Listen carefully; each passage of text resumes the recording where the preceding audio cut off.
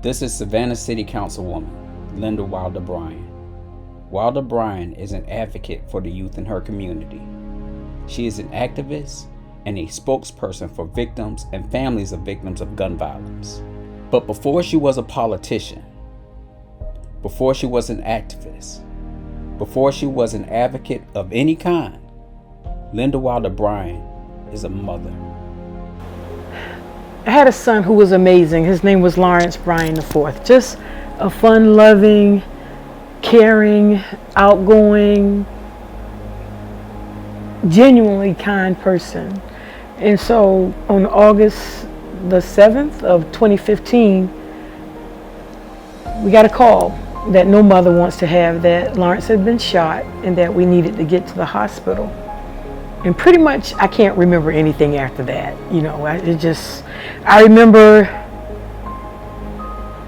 remember screaming and passing out. Wilder Bryan came to in a world absent her son. A world where she has good days and bad days. However, Wilder Bryan has turned her grief, her emotion, her anger, her frustration over losing her son to such senseless gun violence and to a constant struggle to improve her community and prevent other families from experiencing the same type of trauma. She founded the organization that is named in honor of her son, Before and After Foundation Incorporated, to help enact change and combat the type of violence that took her beloved Lawrence from her at the age of 23.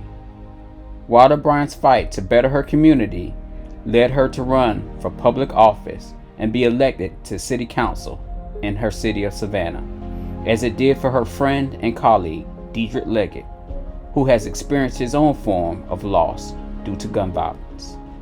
So I lost both of my god brothers and their friend to the murder in 2015, and that basically just ignited something within myself and something within the entire community. Enough is enough. During that time, my colleague and my aunt, Linda Wilder Bryan, she lost her son. So it was happening at a rate where something had to be said. So we became activists. He takes his message to the streets of his community with real-life, hard-hitting images to spark the conversations and the thought process in young people and their families. You know, I have this thing that we do with a casket once or twice a year. You know, we got a casket, a young child-sized casket. We take it out in the community. We put a mirror on the inside of it, and we let kids come and look in. So when they take their time and they look in the casket and they see a reflection of themselves, that starts the conversation.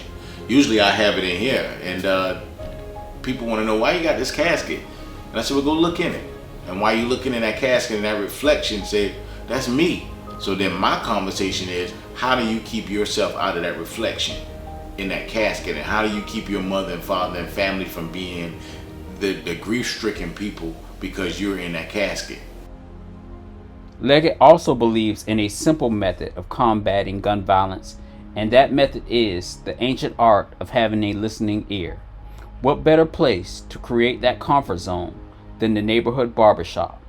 Leggett keeps a barber chair in his home office where young people come to share, relax, talk, and of course, get a free haircut from their favorite city councilman. It's a form of mentorship. I always cut hair as a hobby, and I used to cut hair in my mom's garage in high school, and after high school we just continue to do it.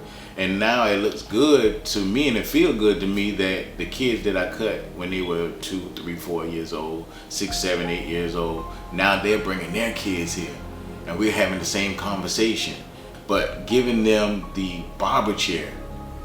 Every good conversation in the city, or everything that you need to know about the city, happens in barbershops. But when you have an opportunity like I have to open my doors and create an office and create a space that people can feel comfortable and come and just sit down and talk. Sometimes people don't even want a haircut, they just want to be able to sit down and talk. I've already collected about 30, 40 guns. And those are the guns that people bring here. All kind of different weapons, and we turn them in. While these stories still pour into the consciousness of Savannah's residents, the will and the fight of those left behind grows, and the struggle to move the community forward to a better and brighter tomorrow intensifies.